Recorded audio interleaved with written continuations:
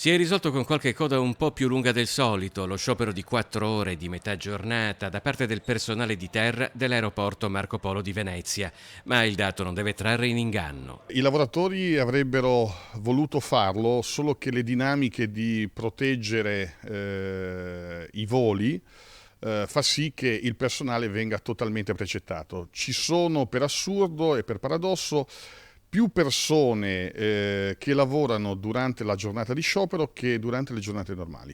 Ad essere interessati dallo sciopero i servizi di accettazione e trasporto passeggeri, carico e scarico bagagli, i cosiddetti servizi sottobordo, in cui il personale è sotto organico e chiede migliorie sia per gli stipendi che per la durata temporale dell'impiego. Il Covid infatti è stata una cesura dopo la quale in diversi hanno preferito cambiare mestiere. Le persone, come tutti, cercano stabilità, cercano la possibilità di ritornare a lavorare, cosa che l'aeroporto al momento non consente.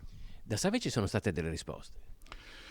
Allora, Save fa il gestore, al momento non ci sono state risposte, noi confidiamo che questo braccio di ferro tra le parti si interrompa, si ritorni al dialogo e nell'eventualità ce ne fosse bisogno chiediamo discontinuità con le persone con cui stiamo relazionando.